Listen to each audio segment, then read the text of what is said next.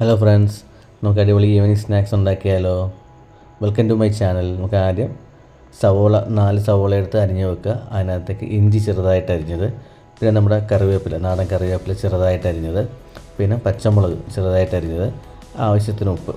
ഇത് വിട്ട് ഈ സവോള മിക്സ് നമുക്ക് നല്ല രീതിയിൽ ഇളക്കി ഒരു മുക്കാൽ മണിക്കൂർ റെസ്റ്റ് ചെയ്യാൻ വെക്കുക. ആ സമയത്ത് ഇതിൻ്റെ വെള്ളമെല്ലാം ഊർന്നു വരും. ഇതിനകത്തേക്ക് അഡീഷണൽ വെള്ളവും ചേർക്കേണ്ട ആവശ്യമില്ല. ഇപ്പോൾ നമ്മൾ റെസ്റ്റ് ചെയ്യാൻ വെച്ച സവോള റെഡി ആയിട്ടുണ്ട്. ഇതിനകത്തേക്ക് ഒരു 3 ടേബിൾ സ്പൂൺ കടലമാവും 3 ടേബിൾ സ്പൂൺ മൈദയും ഇട്ട് നല്ല രീതിയിൽ ഇളക്കി വെക്കുക. അഡീഷണൽ വെള്ളം ചേർക്കേണ്ട ആവശ്യമില്ല. വെള്ളം ചേർത്ത് കഴിഞ്ഞാൽ മാവ് പിന്നെ ലൂസായി പോകും. അപ്പോൾ നമുക്ക് കുറച്ച് കട്ടിക്ക് ഇരിക്കണം.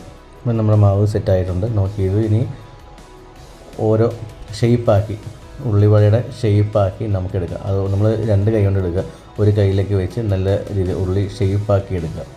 ഷേപ്പാക്കി എടുത്ത് നമ്മൾ ഒരു പാനിൽ എണ്ണ തിളച്ചതിന് ശേഷം ഓരോന്നായിട്ട് എടുക്കുക. നമ്മളൊരു 3 സവോളയാണ് എടുത്തത്. അത് ചെറുതായിട്ട് അരിഞ്ഞാണ് എടുത്തിരിക്കുന്നത്. അപ്പോൾ ഏകദേശം ഒരു 6 ഉള്ളിവടയെങ്കിലും നമുക്ക് ഉണ്ടാക്കാൻ സാധിക്കും. നമ്മളൊരു പാത്രത്തിൽ ഒരു ഏകദേശം 3 മാത്രം ഇട്ടാൽ മതി.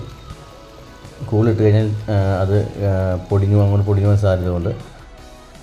അപ്പോൾ 3 ഇട്ടിട്ട് നമുക്കത് ഒരു പകുതി വേവാകുമ്പോൾ മറിച്ചിട്ട് കൊടുക്കുക. അപ്പോൾ നമ്മൾ ഈ സമയത്ത് തീയാണെങ്കിലും ലോ മീഡിയം ഫ്ലെയിമിൽ വെക്കാവുള്ളൂ. ഓവർ ഹീറ്റ് വെച്ച് കഴിഞ്ഞാൽ അതിൻ്റെ മുകൾ ഭാഗം മാത്രമേ കരിയത്തുള്ളൂ, ആകെ വേവത്തില്ല. അപ്പോൾ നമ്മൾ കുറച്ച് തീ ലൈറ്റായിട്ട് വെച്ച് നമ്മൾ വേവിച്ചെടുക്കുക. ഒരു നല്ല ബ്രൗൺ ആയ കറിയും നമുക്ക് എടുത്ത് മാറ്റാം. വൈകുന്നേരം കുട്ടികൾക്കോ വീട്ടിൽ ഗസ്റ്റ് വരുമ്പോഴോ കൊടുക്കാൻ പറ്റിയ നല്ലൊരു സ്നാക്സാണ് ഉള്ളിവട.